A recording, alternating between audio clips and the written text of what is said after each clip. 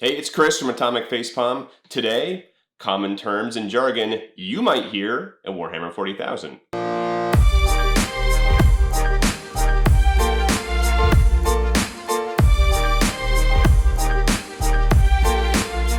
Number 1, GW, G-Dubs. Games Workshop. They make all the models in Warhammer games. They produce all the books. They are the lords and masters. They'll also copyright every word in human existence if they can, but they're kind of the simultaneously best and worst thing about the hobby. But look, if it's something that can be put behind a paywall, they're going to do it. If they can sue somebody, they're going to do it. But they also make some really awesome models. They make a really good game, so we kind of put up with it for the most part. Number 2, Codexes or Codexes. Okay, so you have your main rule book on the side. That's a whole separate topic. You buy that, you have the basic rules. But there are also armies, which in Warhammer 40,000 are called factions for some reason.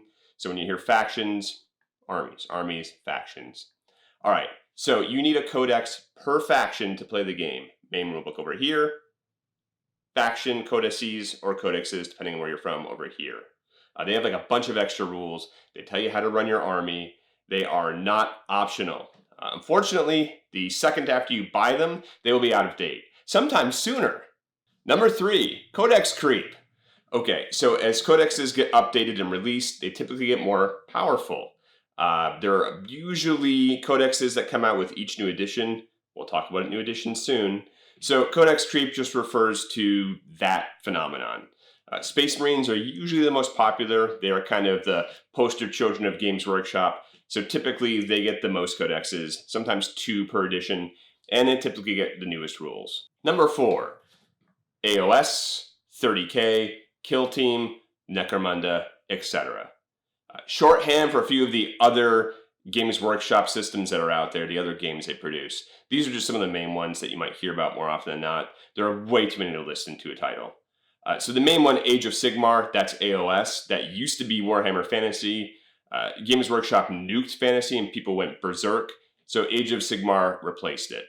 30K is Warhammer 30,000. That's the Horus Heresy. Whole other topic and video, which I'll probably discuss later on. The other stuff like Necromunda, Kill Team, they're just small projects on the side. They're actually all pretty good, I have to say. And number 5, 7th edition, 8th edition, 9th edition, etc. So as I referenced before, each new iteration of Warhammer is referred to as an edition. We are currently in 9th. That's the most recent one. And to make it even more confusing, there is no 1st edition. The 1st edition was called Rogue Trader. That came out in 1987, and it was absolutely impossible to play or understand. It was a far different game, more focused on role-playing and having a games master, very much a vestige of the past. It is, however, scientifically proven that 5th edition is the best edition. Scientists came together and voted. Number 6, HQ, troops, elites, heavy support, etc. All Warhammer 40,000 units belong to certain categorized groups. You have some models that go into troops, some models that go into elites, some in heavy support. The list goes on. They're just battlefield roles that each of your units slot into. This is really more important for competitive games and certain types of games played where they try and balance it. Side note, this game is not balanced. Really what's important is when you look into your codex, there's little symbols at the top, but just realize that it's just a descriptor for certain types of units. Number 7, min-max. Okay, remember those unit types, troops, elites, etc. In some games, again, usually competitive, you're going to create a battle-forged army. Battleforged gives you access to command points. More on that soon. Command points let you buy detachments. You can then use command points to purchase war gear, warlord traits, etc. Min-max, however, which is what we're talking about now, means that you bring the fewest possible, cheapest possible units and troops, typically, and then you max out the most powerful ones, like elites and heavy supports and lords of war. Outside of a tournament setting, this is kind of frowned upon. Do you want friends? Don't min-max. Number 8, CPs. We just talked about these, command points. Okay, not only do they buy you detachments, You can also use them for all sorts of other things in-game. Typically stratagems like a command reroll, where you get to reroll the dice for certain things, or auto-passing morale checks. I mean, the list is huge. Each faction has their own stacks of stratagems. Again, more on that later. But you use command points to spend on these things. Number 9, OBSEC, objective secured. Most 40k games rely on capturing what are called objectives, and these get you points and points win you the games. Most of the time, troops are the ones that get this special rule. What it means is that even if your opponent has 50 models swarmed around one central area where that objective is, if you have one single model that has objective secured, it takes control of it. You get the points, they don't. So it's, I guess you could think of it like that model is Rambo or the Terminator. Otherwise, it makes no sense whatsoever. The important thing is objective secured is vital to 40k, and you're going to want a lot of models that have that, typically. Number 10, power level. An easy way of determining how to balance a game between you and your opponent very, very quickly. Every unit has a power level. So for, like, let's say there's a 50 power level game. You just arbitrarily decide you want to play. Each of you would add units until you total or come underneath that number. You can't go over it unless you make an agreement with your opponent that that's okay. It seems, in theory, like a pretty good way to play. Just want to reiterate, 40k is not a balanced game.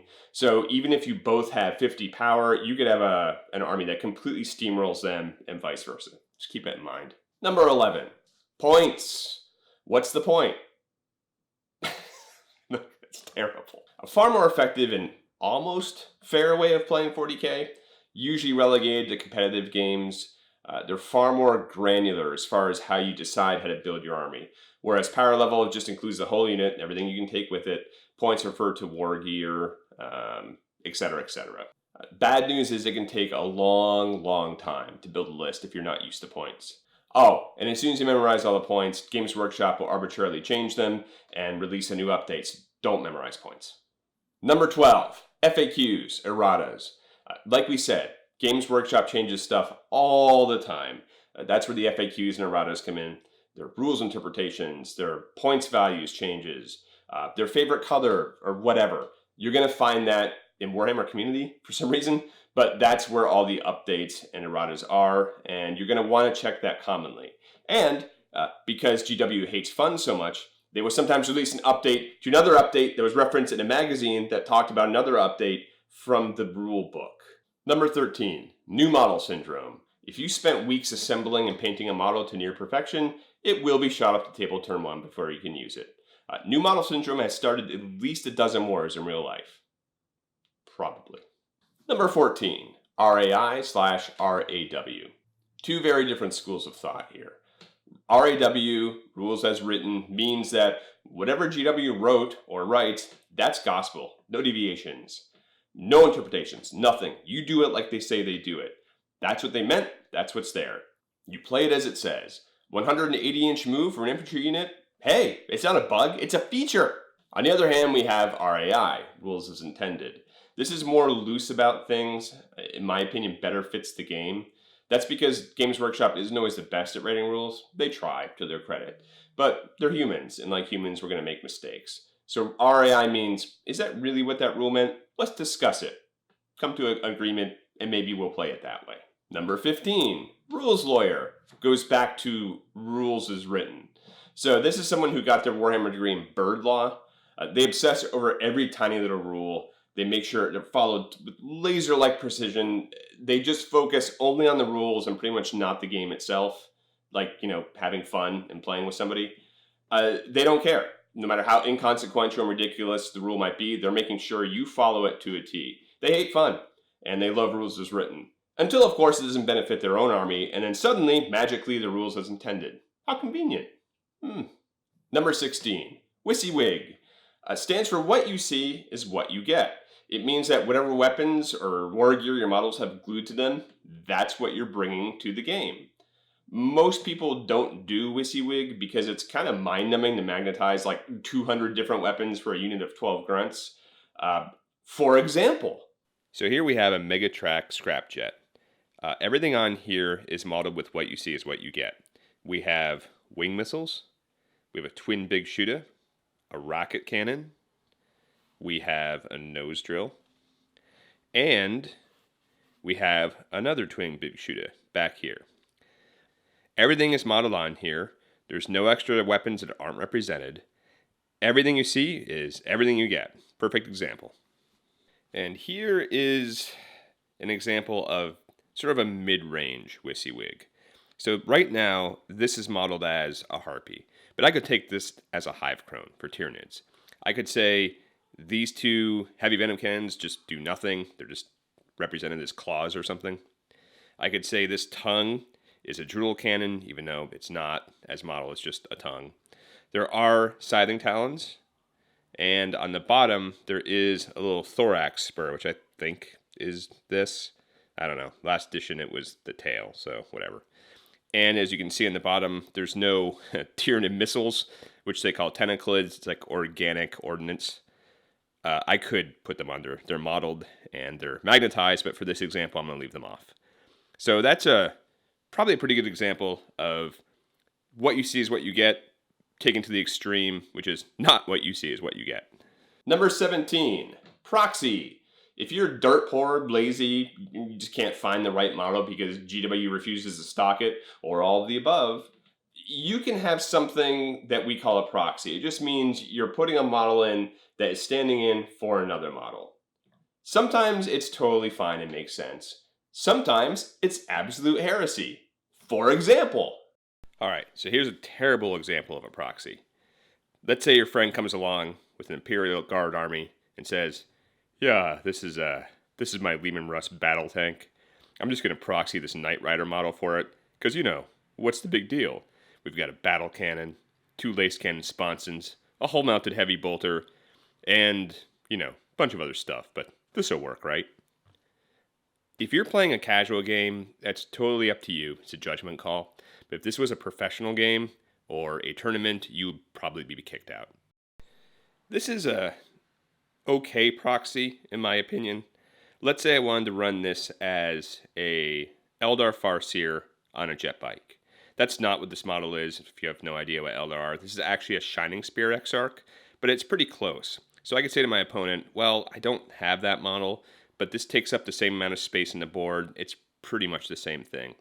This laser lance doesn't really represent what a Farseer would have, but you could say, well, that's his staff or something. And probably your opponent's going to say that's all right. It's not a big stretch. Pile of shame. Nope, not your laundry, but I suppose it could be, not in this context. This refers to all of the Games Workshop products you've bought that currently sit in boxes, unopened, unassembled, probably on a shelf somewhere just collecting dust. Some pile of shames are truly legendary, and then some people say they don't have any. Those people are liars. Of course, I have no idea personally what a pile of shame is.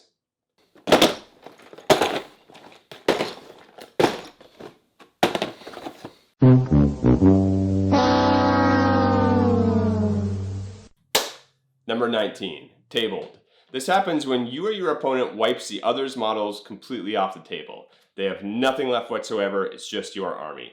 Sadness, depression, complaints about how the other person's army is stupidly overpowered usually follow. Number 20, explodes. 2 meanings here.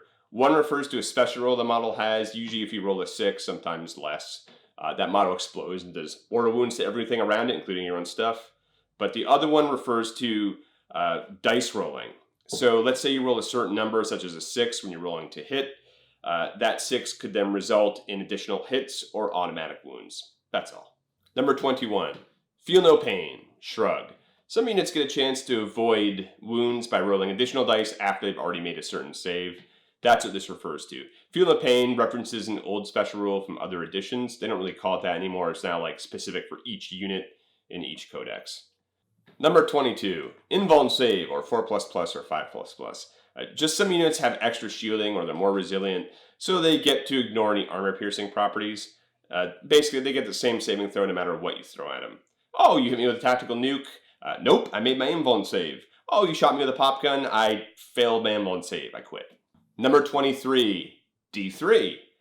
A 3-sided dice. It doesn't defy physics. It just means you roll a D6, and then on a 1 and a 2, it's a 1, 3 and a 4, it's a 3, 5 and a 6. Wait a minute. No.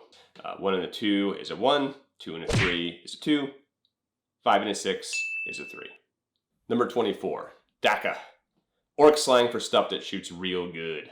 If you run an army that relies primarily on firepower, you got yourself a lot of Daka. Daka, Daka, Daka, Daka, Daka. Number 25, Choppy, the opposite of Daka. It's orc slang for close combat. If your army charges at the enemy screaming at the top of their lungs, you probably have a choppy army. At least I hope you do, otherwise you're in trouble. Number 26, get stuck in, lads. So get stuck in, I think, is pretty common in the UK and America, not so much. So for those that don't know, just means the same thing as choppy. It refers to getting units into close combat and keeping them there, sometimes referred to also as tar pitting, depending on how you look at it. If you're an orc, you live for that, and consequently often die from it. Number 27, Fluff, the lore plot behind a faction or a character. Most codices are half fluff. Some of the fluff makes no sense compared to the crunch, some of it does. So for example, if you're reading novels, there's like really powerful beings called Primaris. They lead chapters of Space Marines. They can take down these giant titans that are the size of city blocks. But in the game, they get killed in turn 1. Number 28, Crunch. Speaking of fluff, this goes hand in hand. Crunch is the specs or data of a given unit or character. Refers to how good or bad the unit performs in the tabletop. Number 29, Tabletop Quality. Has nothing to do with the type of table you're using. It instead refers to how well your models are painted. So typically, tabletop quality is like the minimum accepted standard for tournaments or just playing not casually. Usually if you're playing with a friend, who cares? But this is more in like a public setting. Tabletop quality usually refers to having at least 3 colors separately included. So let's say black, red, white, and having at least a little bit of a wash that goes over the top of them. Wash is just watered down paint used to bring out details and cracks and crevices. And then they usually with tabletop quality, you want something other than raw plastic on the base, whether it's a textured paint or just a little bit of moss or something. For example. So here's a tabletop debate. These bikers you see here, they have multiple colors. They've mostly been painted, but here's the thing. They don't have anything on the bases. It's just raw plastic. So in a tournament setting, this probably wouldn't be allowed because you have to have something on there. Textured paint or just painted over with some color. You'll also notice that these 2 Marines on the bikes don't have anything highlighted on them. So again, it's veering towards not tabletop territory. Here we have a couple of Tyranid Pyrovores. Unfortunately, one of the worst in-game models, crunch-wise, in all of 40k. You keep thinking, next edition are going to be good. They got okay-ish. Anyway, these models I painted when I first learned how, but you can see they are tabletop, because they have, the whole thing is painted, they have 3 different colors, and they have a pretty decent base that was just painted and dry brushed, and the rim of the base is painted as well. This is easily tabletop standard. And here's an example of what isn't tabletop, but in the opposite direction. This is a high level of painting. If someone came to you and was like, hey, just painted this thing up real quick, just threw it together, I consider this tabletop. That person is probably smug and also a jerk. I mean, good for them. If they think this is tabletop, 99% of people would laugh at them. So here's what I mean. We have multiple detailing. We have a lot of weathering. The base is pretty detailed. You'll notice there's little check marks. This handkerchief on the driver here is hand painted as well. There's little blood splatters. This took ages to paint. This is not what you consider tabletop. This is much higher than that. Number 30, line of sight blocking terrain. Okay, this could be fairly complex to describe. We're going to go the easy route. Most buildings, ruins, trees, spray painted Mountain Dew cans, whatever you call terrain in your tabletop, needs to be defined if it's going to block line of sight or not. So if you don't do this, it gets really confusing, because even though you can look through a piece of terrain, let's say a window, and see the enemy unit, that doesn't necessarily mean you can see them in the game. You have to specify that ahead of time with your opponent, or it gets real weird. So you could have a big open square with a couple of bits to maybe represent that it's a ruin. That could actually block line of sight, so you'd have to go all the way around it to actually see the unit, if that makes sense. Number 31, Xenos. Mainly used to describe any alien faction in Warhammer 40k. Xenos hate the Imperium. Imperium hates Xenos. For the most part. Number 32, the Imperium. This refers to the opposite of the Xenos. The Imperium is everything human, or kinda human. Mostly human. See, the Imperiums are kind of hypocrites and jerks, so it's all wishy-washy. Number 33, Chaos. Chaos is the stuff of another dimension. In Warhammer 40,000, there's this whole other sort of sub-realm or otherworldly place called the Warp. This is where chaos magic, if you want to call it that, it's referred to as psychers, and anyway, whole other video. But this is where all that stuff comes from. So it's usually applied to stuff like Space Marines who turned evil in quotation marks, so Chaos Space Marines. There are entities that are formed from the Warp, and they're referred to as Chaos Demons. So depending on how you look at it, it's either really, really terrible or the right decision, because the Imperium is a horrifying hellscape dystopian nightmare. 34, Primaris. New Space Marines. Just means they're bigger, tougher, better, and more expensive to buy compared to the old ones. They also have extra wounds and they perform better on the tabletop. Speaking of Space Marines, Firstborn. So these are the old Space Marines. Just means that they're the older models. A whole bunch of lore and fluff behind them to make it easy. They're just old. We're too old! Transhuman. On the tabletop, it's slang for not being able to wound something unless a minimum dice roll is met. Normally, you would roll your dice to wound somebody. You'd check a little table. Oh, okay, that's their toughness. Here's the strength of my weapon. I need a 2+ or a 3+. Transhuman is just slang that came out in a Space Marines Codex. Just means you have to hit that number no matter what. No matter how strong your weapon is, you've got to roll a certain number. It's annoying. Number 37, T-shirt save. This just refers to any unit that has a 6+ save, which is pretty awful. Almost anything besides a flashlight remove this save, so even calling it a T-shirt save seems kind of pointless. But orcs love to use these, by the way, because what fun is armor? None. None fun. Number 38, Black Library. In the Fluff, this is a forbidden, wholly inaccessible Eldar craft world that's hidden in something called the Webway. It's rumored to contain all the secrets of the universe, basically. But in the greater GW world, this is just a publishing brand for all the novels they do. Number 39, Bubblewrap. This is when you protect a unit that you don't want in close combat by surrounding it or circling it with a bunch of your own friendly units. So you create a border, and then no one can charge into that. Number 40, Death Star. This is when you clump a bunch of super expensive units that are extremely high powered together to give them buffs, which then support each other. This often means high quality in limited quantity.